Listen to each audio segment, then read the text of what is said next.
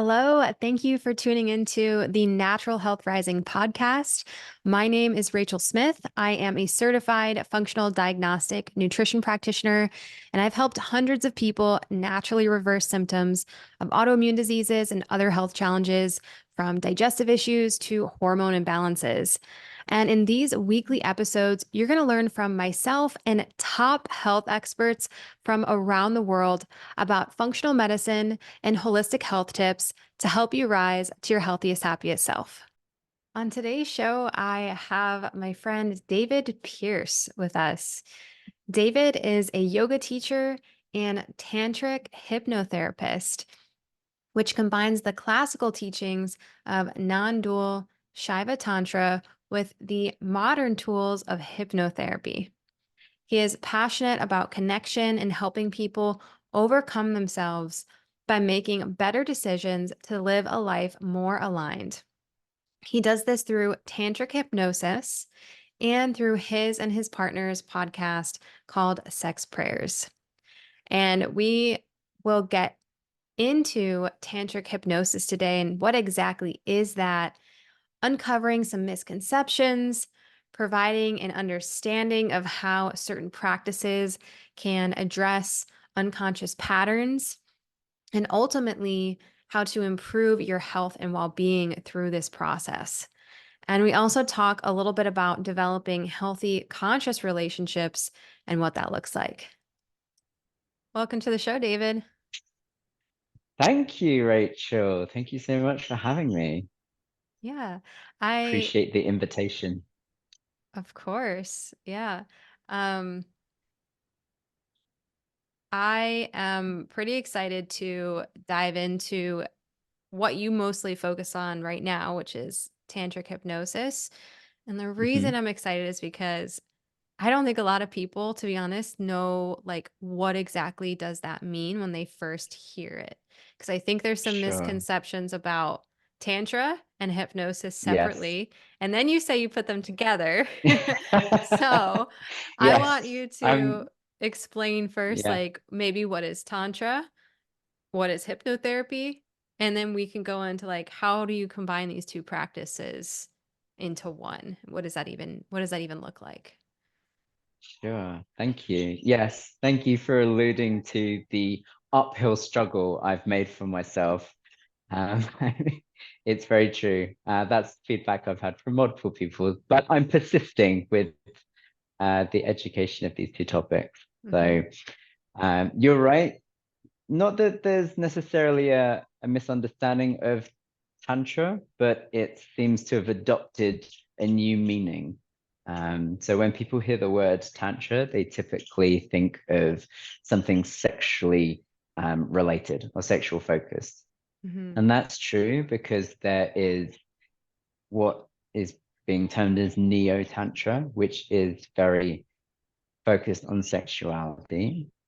But at the heart is what I've been studying as well, and really where my focus has been the last 3 years, which is classical Tantra, non-dual Shiva Tantra specifically, is what I've been studying. Um, and what it is a collection of teachings to help an average person, i.e., someone who's not devoting themselves uh, to the practice of studying, how to understand the nature of reality and a practice to operate in the real world, rather take the monastic, very strict yogic route.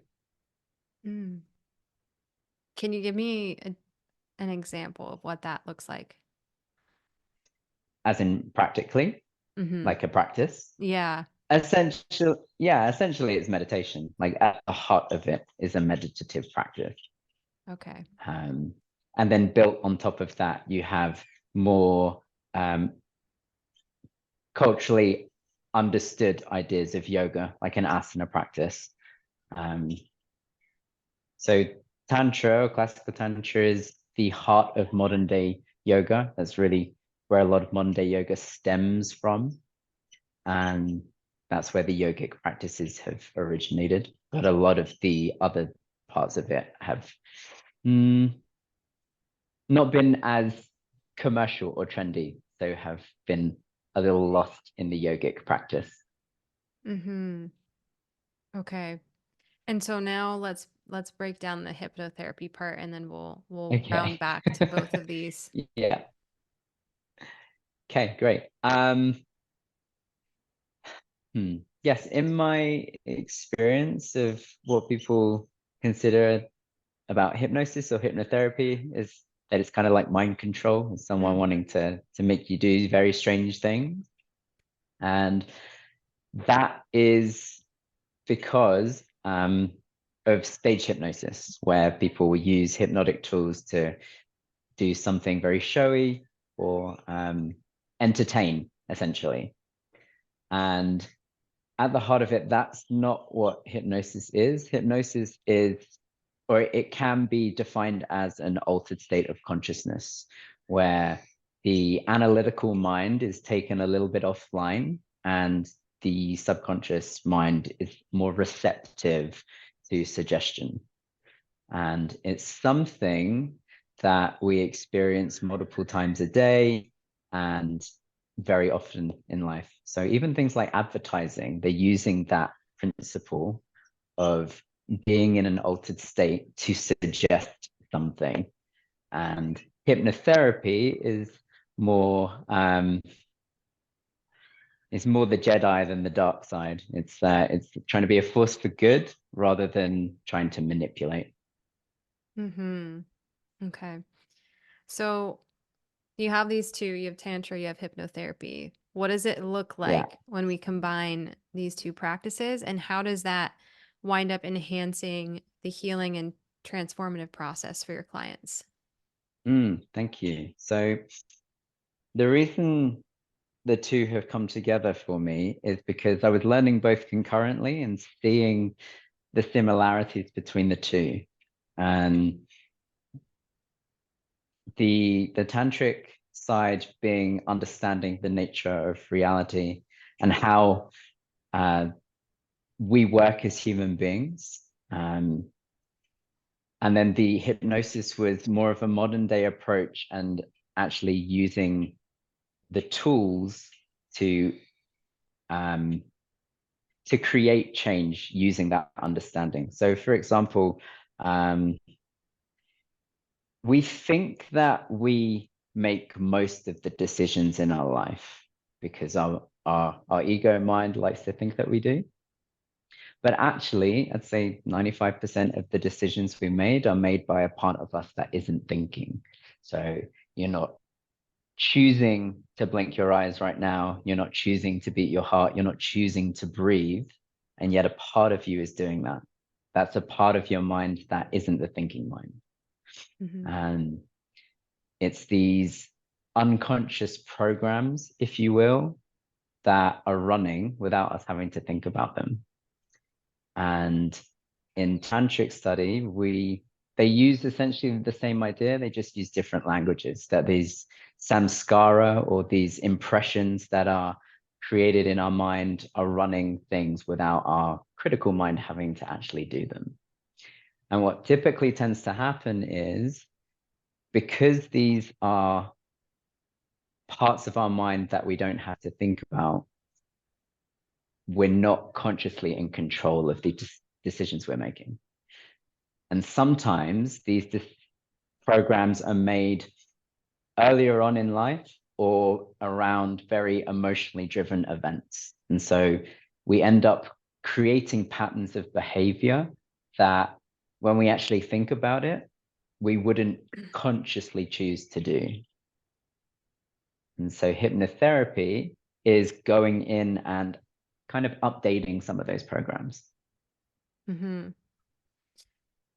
What are some common unconscious behaviors that wind up impacting our health? Have you ever been triggered by anything?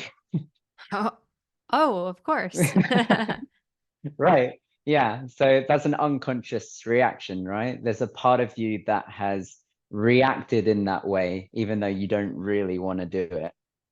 We all have these things. We have these um, reactions emotionally or stories that get looped in our mind because something has triggered them, and they end up impacting how we show up in the world. Mm-hmm. And sometimes we even know that they're occurring and we know that we don't want them, and we're powerless, it would seem, to do anything about it. Like the person who knows they should stop drinking because it would be better for them, but they can't find the way to actually do that. Mm-hmm. Yeah, those were some of the And things that were coming to my head, like yeah. people who struggle all the time with food patterns and binging on Hmm. food or eating unhealthy foods or Right. drinking alcohol or smoking Yeah. cigarettes. Although these things can be addictive in their dopamine spiking ways, like there are Yeah. typically underlying repressed or unknown emotions or something unconscious Yeah. that is so far unconscious that they keep Hmm. going stuck in that same cycle again and again. So, Yeah. I'm so curious, like, have you worked with people on some of these specific things I've talked about? And if so, um, what is usually driving this and how do you unravel that? Mm. Yeah. Thank you for the question and the acknowledgement. Yes, I have, and I'll share in a moment anecdotally. And what's happening is not necessarily the action that people, essentially, it's an addiction, are addicted to. There's a part of their mind that is creating this unconscious choice because a part of them recognizes that it serves them in some way. Mm-hmm. And this goes back to the tantric teaching, which is saying that everyone is doing the best they can uh, to achieve what it is that they're looking to satisfy. And if someone is unable to do better, it's because they haven't got that information to know how to do that. Or there is a part of them that is so used to doing it a particular way that that's the process that just keeps running. Mm-hmm. Um, so I've worked with someone who had a fear of flying, um, and she would get on the plane and she'd get into this panic state, like tears and anxiety, and just wanting to get off the plane and really struggling to deal with it because at the same time she wanted to go somewhere. Um, so it wasn't really an option. And after some sessions together, she's now been traveling all over the world and she's really enjoying the freedom that that's offered because the story that she had created has been alleviated somewhat so that it's much more manageable for her now. Did something happen in her life that gave her that thought, or was it like an So what irrational yeah, fear? yeah, what typically tends to happen. So in tantric teachings, they teach us that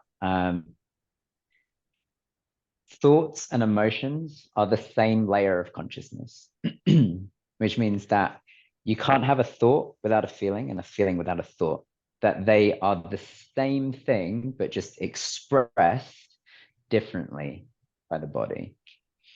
One is more analytical and thought based, that end of the spectrum, and one is more sense and emotive. And you can then generalize to say one is more masculine energy and one is more feminine energy, but that can tend to overcomplicate things. Um, so, what happens when we experience something in reality is that can create an emotional reaction. And attached to an emotional reaction is a particular story or thought construct, which may not necessarily be true, Mm-hmm. but it's creating an emotional response. So if we can learn to connect the emotion we desire with the truth of a story, then we can circumvent what's been happening previously and create a new reality. Mm-hmm. Yeah. I try and get this across to a lot of my clients with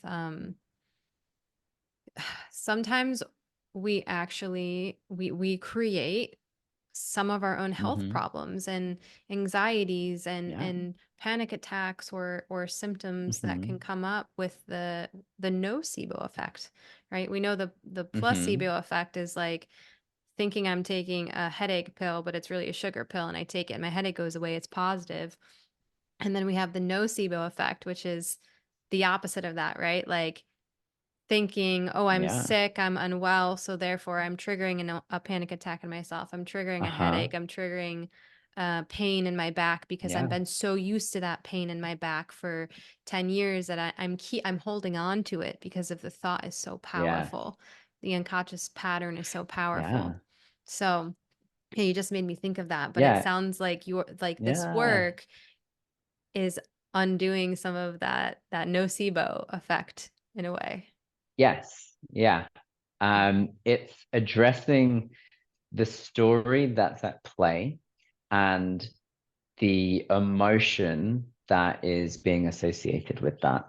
Um, so what will typically, or what can typically happen is someone will have a thought construct. It's like, oh, I'm some sort of no negative thought pattern or thought story, and that will trigger an emotional state related to that because thoughts and emotions are attached, and then their body will embody that emotion. It will exhibit that expression, and their Mhm, reality will reflect that. mhm. How long So we can either, sorry, I was just going to say, we can either keep the story and change the emotion, or change the story and trigger a different emotion. mm, okay. How long does it take for somebody to see results? Ah, that age-old question. It's actually really something that I've been musing over recently.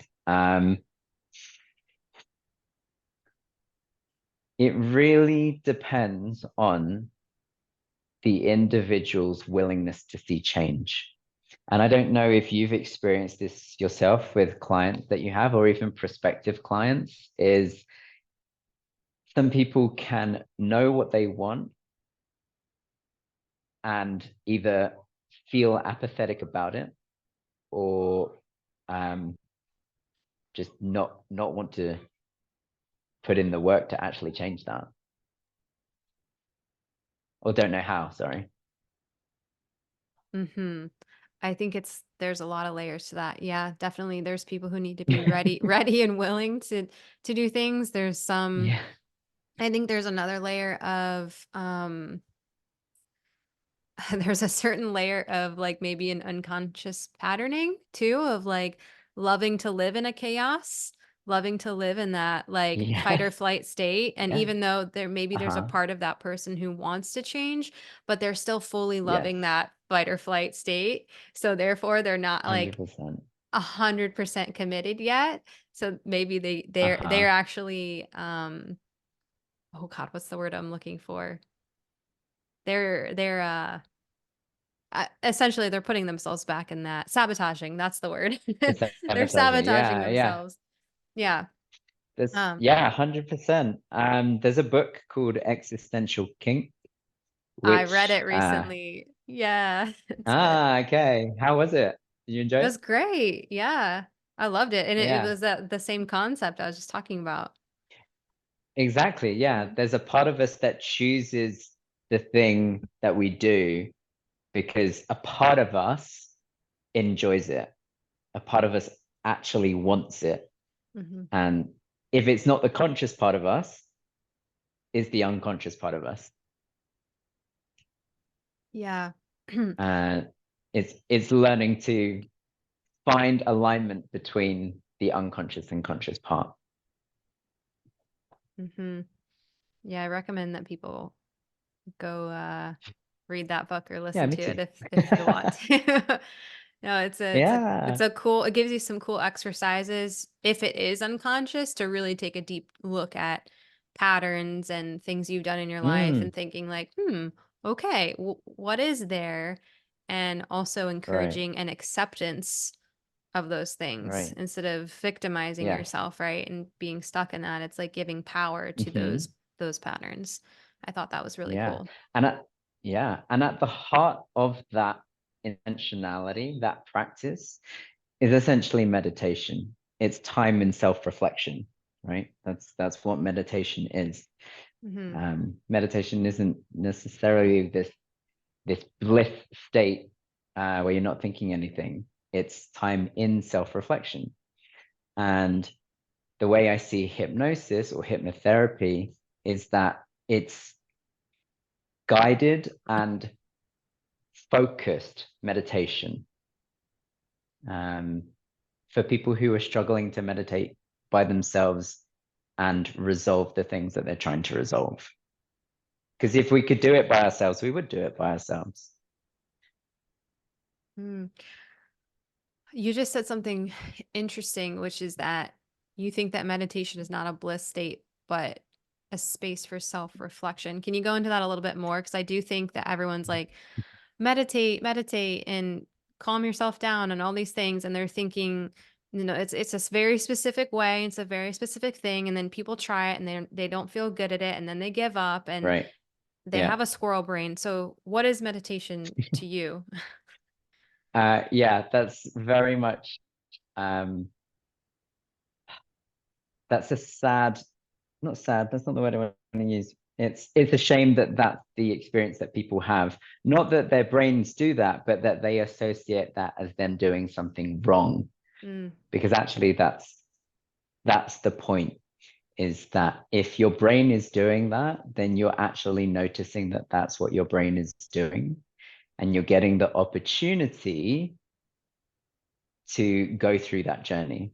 And the visualization I have for that is it's kind of like checking your inbox after a week. You got a bunch of emails, unread emails, right? hmm. And you kind of just want an empty inbox. um, and once you've left it a week, you actually have to start sifting through those emails until you get back down to a clear inbox. And if you haven't done that for a long time, then you're going to have more emails to sort through. Interesting. So then what can a regular practice look like for somebody?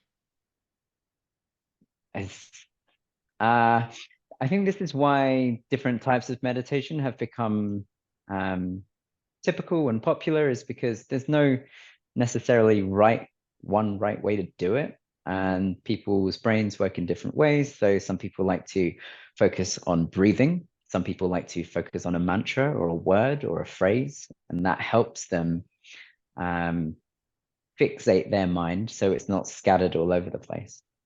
And for me, I like to sit and observe what comes up and process in that way. Because Mm, in that space, which is a hypnotic space, really, because it is an altered state of consciousness, I'm stepping out of my everyday reality and switching the focus to point inwards, which mhm. is not typically what you do all throughout the day. You're getting the opportunity to acknowledge whatever's come up. And you can either do that by observing what's come up or become so fixated on a single thing, whether that be a mantra or breath work, that it takes you into that altered state. But essentially, they do the same thing. Mhm. Yeah, I like how you broke that down. I feel like people should try and have fun with the process of figuring out what works, and it also evolves or can evolve a lot. I remember years ago Sure. when I first started meditation and like trying to heal my body and do all these things in the holistic space. I tried everything. I was like, I don't know. I'm just gonna download all the apps and do all the things and like figure out what works for me. And there were Mm, times where I really liked body scans. There were times where I really, really loved the self-love and like the love and gratitude meditations, like giving love to other people. There were times where I Yeah. liked the mantras. There were times where I liked um breath focused and just focusing on that. And interesting now, I find myself in more of that introspective space. Like the past couple days Yeah. even, I've had a lot of silence and quiet space, and I've been in the sauna a lot and doing all these things, and it's just like, okay, this is my reflection space, this is my quiet space, and there's some silence in there and there's some thoughts in there, and it's like always evolving. And I think that people should Mm. really just go through that process, only thinking about their process on their own and not like an expectation of what it's supposed to look like necessarily. Sure. And that can be really challenging for people because Hmm. there's this idea that it has to look a certain way or it has to achieve a certain goal. Um, and yeah, that can be challenging, especially seeing as though I say we're not typically taught the the way of living with that mindset. We're very often acting in the world for a particular purpose. And this in tantric philosophy, this is the difference between karma and kriya. So you've likely heard of karma, perhaps Mm-hmm. not of kriya. They actually both mean the same thing, which is action. But the distinction is karma is action towards a particular expectation, and kriya is action irrespective of what happens. It's doing something purely for the joy inherent in doing that thing. And whatever Mm, happens, happens. And that's okay. okay. And we act in the world very karmically. We expect a result, a particular result. We're not often taught to act in a kriya manner, um, doing something purely just for the fun of it. Hmm. Is there supposed to be a balance there, or are people like is the goal in that philosophy to live more in a Kriya? Um,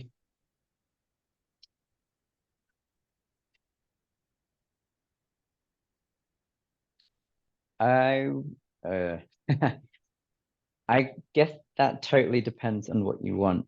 If you are okay, there's nothing, it's not okay. Essentially, it's not bad to act karmically. Okay. Okay. It as long as you're aware that you're acting karmically. Because if you're unaware, then you're having a particular expectation. And if it's not being met, then that can lead to suffering.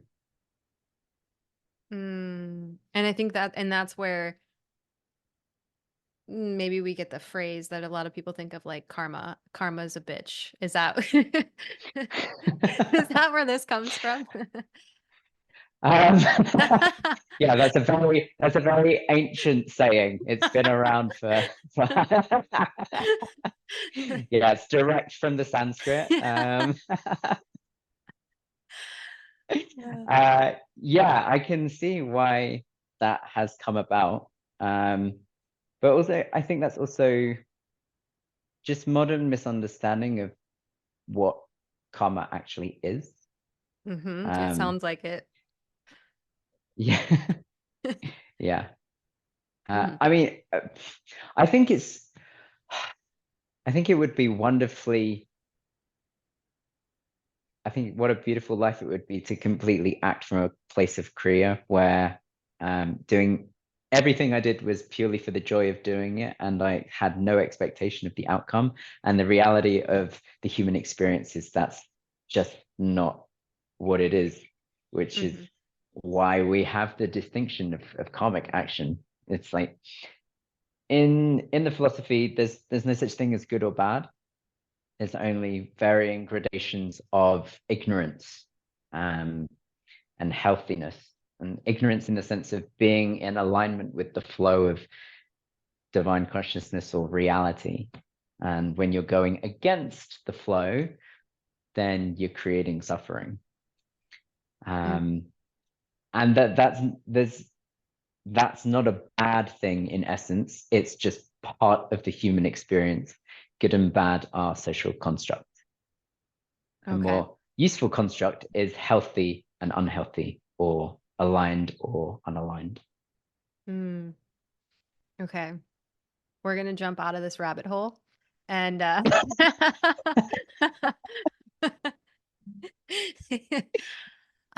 actually do feel called to getting into your sex prayer stuff here in a little bit, but I'd love for you to share with Sure. the audience a little bit about you in a sense of like how did you get into, tantric hypnosis and now you're starting this sex prayer stuff and what was that evolution like for you? Thank you. Um, I've been teaching yoga for nearly 10 years, um, practicing for over 10 years. So that, in a roundabout long way, is what led me to tantric teachings, because it's the heart of yoga. Um,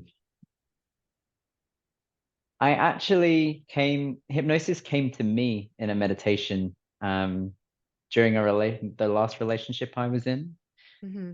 because I noticed that not just in that relationship, but in a lot of the relationships I was experiencing, and I mean non-romantic relationships, that communication was or could be challenging. That I was often having conversations not with people's hearts, but with their ego constructs. And hypnosis was a way for me to find tools and language to connect more with people effectively. Mm-hmm. Um, yeah. And so around in 2020, both the tantric teachings and the hypnotherapy came to me around the same time. And I was studying both concurrently and getting to see the similarities between the two.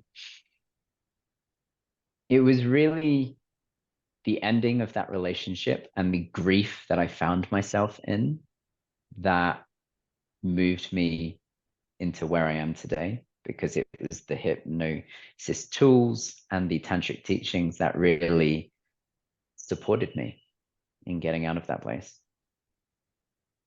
When you say hypnosis tools, using them on yourself, is it possible to use hypnosis on yourself or like you had a teacher helping, like as if I was to hire you to help me? I did see a hypnotherapist a little, and that did help.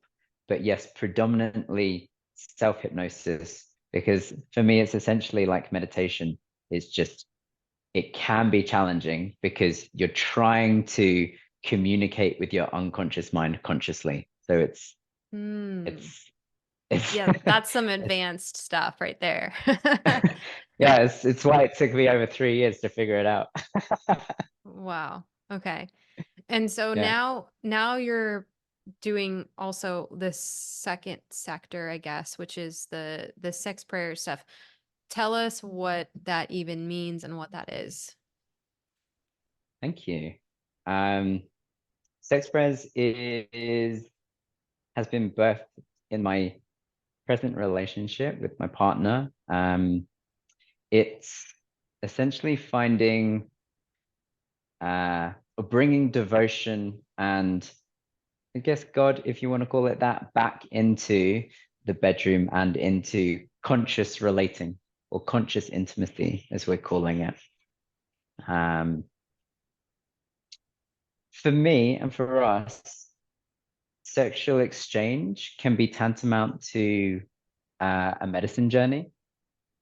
It can it creates these beautiful states where you can get these insights and these learnings. You have this transcendental experience where you leave your body and feel something blissful, and that's a beautiful thing to experience. And it's, it's it in the sense that it's transcendental and godlike.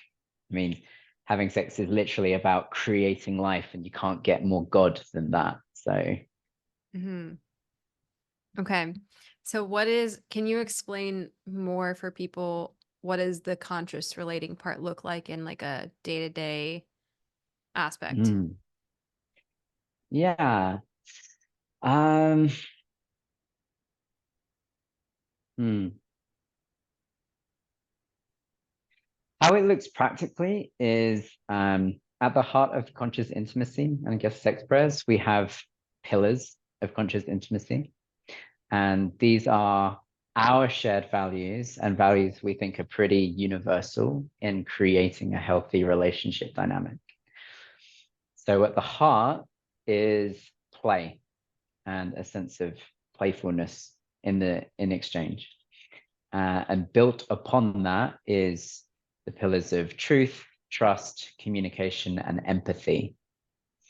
And we see these as our foundations for creating a healthy relationship. Mm-hmm. And I like to weave in the tantric stuff, and my partner Tiffany is she's a somatic um, practitioner, healer, therapist. So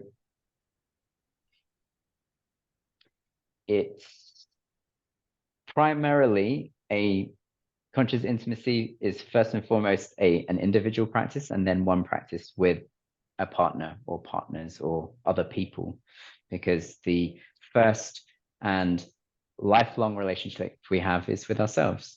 So Okay. having a healthy relationship with oneself to then have a healthy relationship with other people. Mm-hmm. What would you say are the first steps?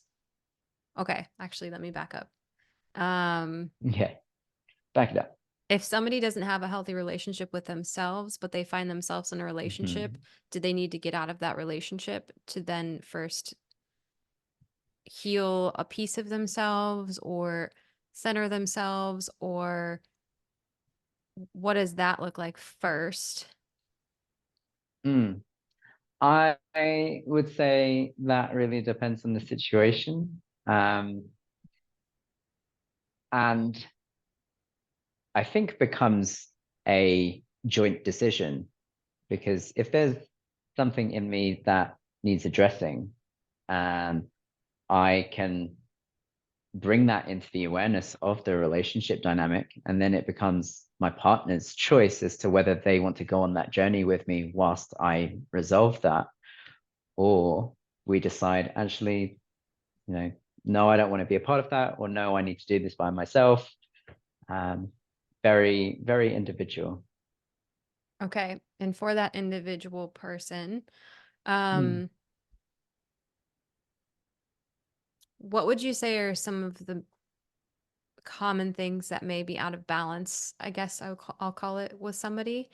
And from that mm, place, what are some first steps that they can take in mhm. starting to address these things? Yeah, thank you. I think at the heart of this is communication. Mm-hmm. If there's an inability to communicate, not just with a partner, but with oneself, then there's going to be a challenge. By communication with oneself, I mean, if I'm unaware of what's going on with me, honestly, then how can I communicate that to my partner? Um, I think also at the heart of this is a shared value system. If we are if we don't have enough values that are shared or overlapping, then that's going to create challenge eventually. Um, and I think a lot of where I mostly see this, or an obvious place of where I see this, is monogamy versus polyamory. At the heart of it, if you're not aligned in that value, then you're going to create challenge in the relationship dynamic. Mm-hmm. Okay. At what point should two people figure out these pillars for themselves? And do you have an exercise maybe or some tips on Sure. how someone can take action on Yeah. this? As early as possible. Really. I mean, I'd say that was one of the earlier conversations that my partner and I had. One of the reasons that we became the couple that we are and have the relationship we do is because we were very open to having these depth of conversations very early on. And so it presented to us the opportunity to see whether we were in alignment. And I think people really struggle to have that depth of conversation so early on because it can be quite vulnerable. I even just, like on a first date, if someone says to you, yeah, I think I want to have two kids, it's like, it can be received a bit much by some people. Some people might love it. It depends on where the two individuals are. But I'd rather have that conversation and express my truth and communicate it effectively and know it's been received than wait 6 months and find out actually we're not really in alignment. Mm-hmm. Yeah, great point. I was in a relationship where it was like a year and a half in where I was like, wait a second, I don't think we want the same thing. That was hard. Sure, yeah. And not to take away from the beauty that you experienced and the joy that you had in Oh, that year and a half, 100%. But only after a year and a half did you know? well, that took me from being that person to the person who's like on the first date, like, okay, so two kids, and then Yeah. are we on the same page here, or you want to get out? No, Yeah. I'm Yeah. not. I'm I not mean, that personally, person. as a guy, I can't say as a guy. As this man, I would appreciate that Hmm. because I like that level of honesty. And to me, it demonstrates emotional maturity and ability to have effective communication. Like, I think that's a great thing to express. Hmm. I feel better now. Thank I you. don't know about you. Yeah, yeah. And I No, don't know I about you, agree. but do you know a lot of guys who would have that level of conversation so early on? I like the people who have that conversation early on. It sets apart, like, if that's scaring the crap out of them, but I know what I want and I know I want to get Yeah, married and do these things and have this life, but you're scared of me even saying that. That gives me some red flags, honestly. That tells me you're unsure of what you want. That tells me maybe you're not ready for this level of commitment or these things. You're unsure of what you want in your life. So, yeah, I think right. that's my interpretation of that kind of response. Yeah, yeah. Hmm. But I'm so curious though, like we've been hosting conscious intimacy events and we've noticed that there's been a very big deficiency on guys showing up to these kind of things. Hmm. And it seems to be more of the women who are ready to have this kind of conversation or these kinds of conversations. Is that something that you've noticed as well? Mm. Ooh, this is a good question. I don't know if I can speak too much to this. Um, I think that there's a different evolution going on in the world right now with women and men. Oh, I for some not saying there's anything wrong with either party or whatever, but it feels like a collective, like some healing or something is happening uh-huh. with men, Yeah. and the women are Uh-huh. like, we're ready, but we're just waiting a little bit Yeah. for that to Guys, catch catch up. up. Come on, guys. You can I give you say it. till It's okay. We're all thinking it. It's fine.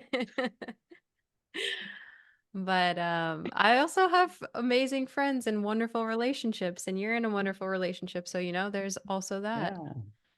Yeah. Yeah. Yeah. No, I would agree with you. I would say I've recognized something similar, and it's an interesting thing to see where, on a whole, and it's obviously a broad generalization, where people are. Hmm. Um, which is why we felt so inspired to start conscious intimacy and start sex prayers, because it's a way of us raising this kind of awareness and having these conversations and inviting other people to do the same.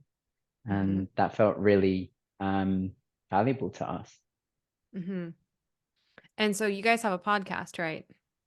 That's where you're Yeah, sharing this. the Sex Prayers podcast. Amazing. So people can check that out. I think we'll have that in the show links. Um, well, we have to wrap up our conversation. I know you and I could talk for forever about all of these things, honestly. Can we do a quick speed round? Okay. I will try my best to do a speed round.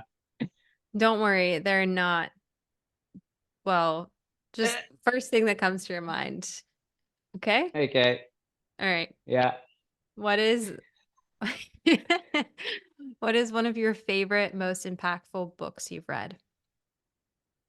Oh, one that just came to mind was I think it's like The Way of the Spiritual Warrior. I think that's what it's called. Okay. That's been one. Yeah. Or Existential Kink. That one was good too. Okay. If you could have any superpower, what would it be? Oh, I really want to be Spider-Man. Just putting it out there. I grew Why? up with Spider-Man. He's like the coolest one for me. So that would be Okay. me. Okay. What is the best purchase you've made in the last year that cost you under $100? Ooh. Uh, uh, uh, Existential kink. oh, yeah, it probably, yeah. Um, yeah, the latest Tantra book that I've been reading. Okay. Yeah. If you were on a deserted island, what three things would you bring with? Oh, um, I would bring a handstand board because I love to handstand. Probably a yoga mat if I could. Yeah. I would bring a book that I could read. I was going to say a Kindle, but I feel like that would be cheating. And I would bring, I would bring I would love to have like a DVD player and like a DVD, just like something to watch. That would be, yeah. Okay, hopefully there's electricity on this deserted Yeah. island. Yeah. Let's hope. I love that you said a handstand board. If you guys don't follow David on Instagram, his handle is Dare to Move, and he posts just beautiful handstand pictures all the Oh, time. So thank you. I really enjoy looking at those. Um, awesome. And then the last question is, what are two practical actions that the listeners can take today or maybe this week to help them start living a more aligned life, being true to themselves and Mm, just like their healthiest version of themselves? thank you. I think meditation is like it's got to be that as like the thing I would offer. The thing. Um, yeah, and then communication, like speaking to someone and talking. Hmm. I think looking in and looking out for me. Those are the two main things. Hmm. That's wonderful. Go ahead and share where people can find you. Yeah, as you said, thank you. Thank you for that invitation. You can find me on Instagram at Dare to Move. You can find me at tantric-hypnosis.com, where you can learn more about that. And sexprayers.online. is where you can find more about that, or at sex.prez on Instagram. Okay. Incredible. Thank you so much for this conversation. That was a Thank lot of fun. you. Yeah, thank you so much. I really appreciate the invitation and your time and your presence. I'm really grateful to you. Thank you. Thank you so much for watching this video. Don't forget to like this video and comment, letting me know what you enjoyed and what you want to see more of. Also, please subscribe and hit the notification bell so that you get alerts when new content is coming out and you don't miss any videos. And just a quick reminder that this information is for educational and entertainment purposes only. It is not intended to diagnose, treat, or cure any illness or medical condition. Please consult with a qualified healthcare professional before making any changes to your diet, exercise routine, supplements, or medical treatment. If you're looking for a functional medicine practitioner, please reach out to me. And thank you again for watching, and keep striving to become your healthiest, happiest self.